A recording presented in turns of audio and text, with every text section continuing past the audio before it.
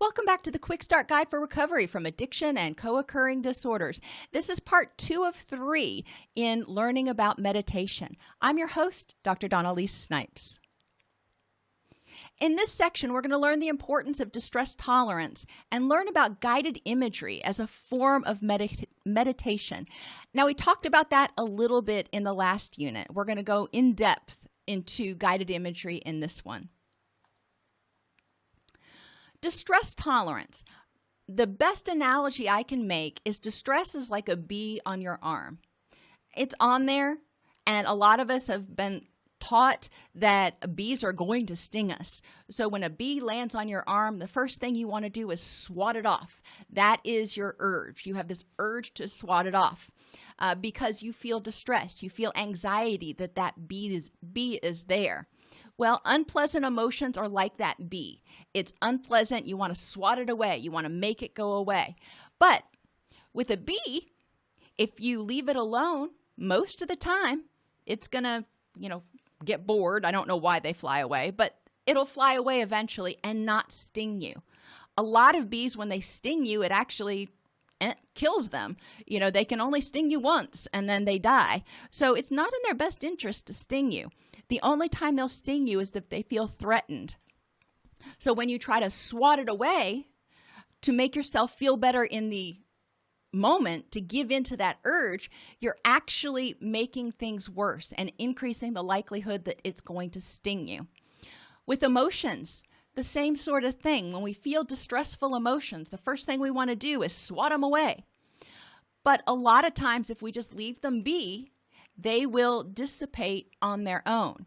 What you need to do when you feel an unpleasant emotion, just like when you have a bee on your arm, you want to observe them with curiosity to understand why they're there and let them leave when they're ready.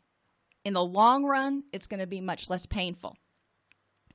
So spend about 30 minutes thinking about or discussing times that you've tried to resist an urge or feeling by running away or using drugs or maybe just going to sleep and pulling the covers over your head, and it ended up making things worse.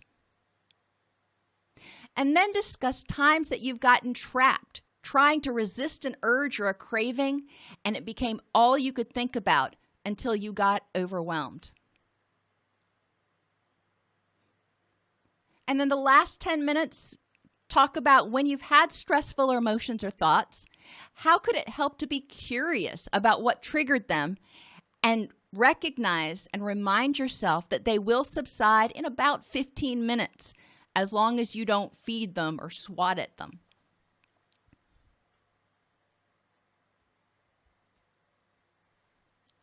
Guided imagery can be very helpful for reducing distress, helping you get to sleep and also enhancing your confidence.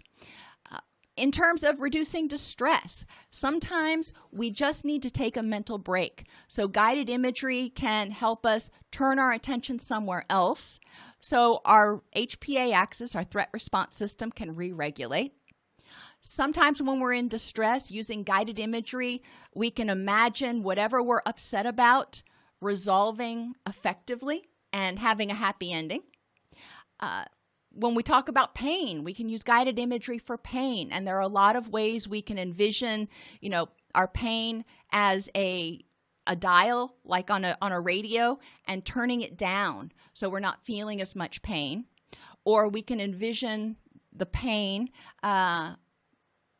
where it exists, but then turn our attention to somewhere else in our body and notice that and pay attention to how that's feeling. So there are a lot of different ways we can use it for distress. You can use guided imagery to help you get to sleep by really immersing yourself in your happy place. And so that's another thing we're going to talk about in a minute. And enhancing confidence. Sometimes you just need to use guided imagery to see yourself succeeding.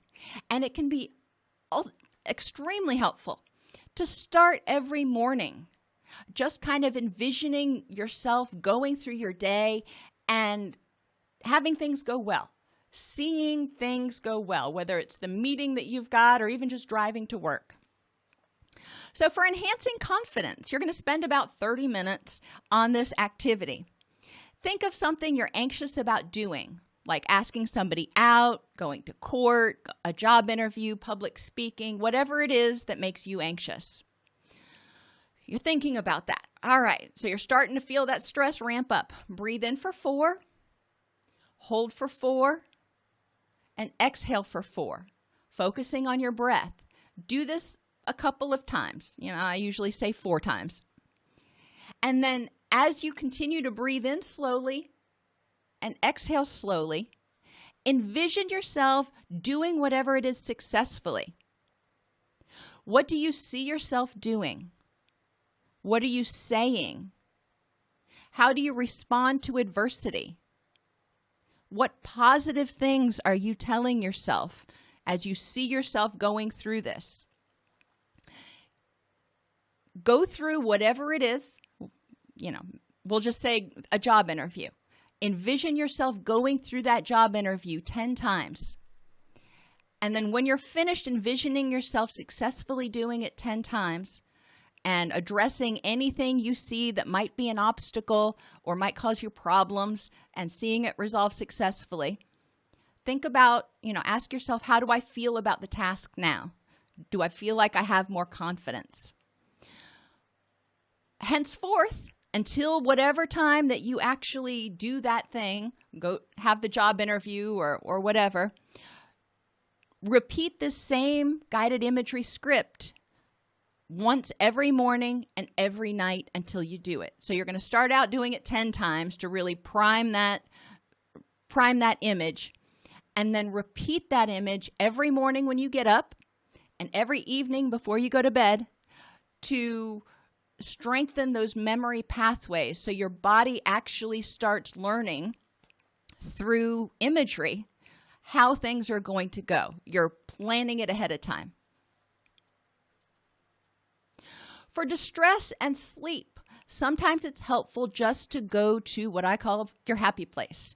And I have a video on the YouTube channel that is a guided imagery for depression that walks you through a forest scene. That happens to be my happy place. You can do your own and you can record it, or you can find other people's guided imageries online. That's totally fine too. But what we want to do is engage all of our senses in order to force our brain to focus not only on something other than what's causing us distress or keeping us awake, but to also force our brain to focus on things that make us happy, things that we see, hear, smell, taste, and feel that make us happy, because that will increase the relaxation chemicals and enable us to hopefully drift off to sleep or feel better.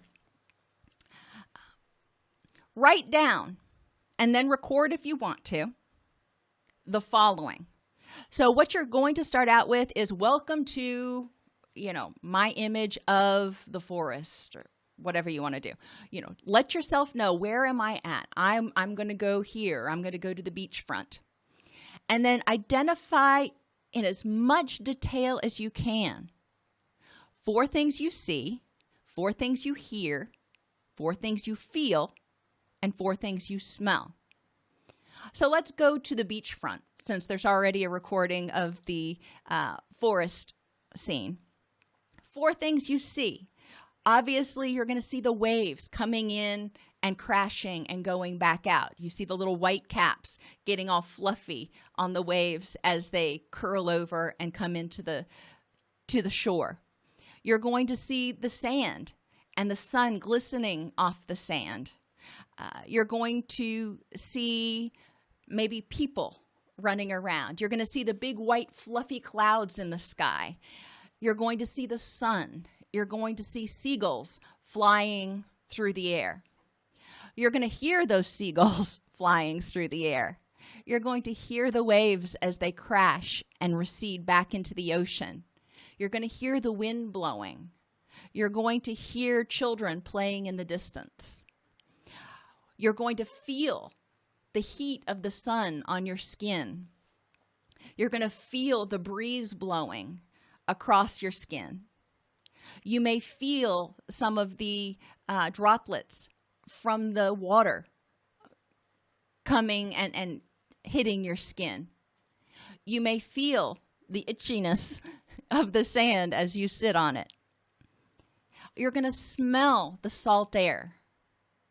You may smell the hot dogs from the hot dog vendor that's up by the parking lot.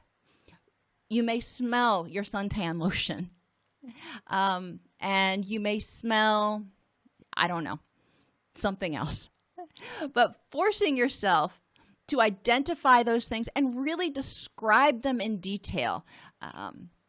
When you see the seagulls flying, is it one or is it a bunch of them? What are they doing? Where are they flying? Maybe they're flying to get a French fry that somebody dropped. Anything that you can do to be curious about that scene will distract your attention or occupy your attention on something that is prompting feelings of curiosity, contentment, and hopefully happiness. The guided imagery for distress can take anywhere, depending on how deep you go into it, 5 minutes to 20 minutes. So I do encourage you, since everybody's happy place is a little bit different, to write down your own, create it. If you are artistic, you can even draw it or put it on a mural. So while you are engaging in this image, you can focus on that mural to give it a little bit more depth.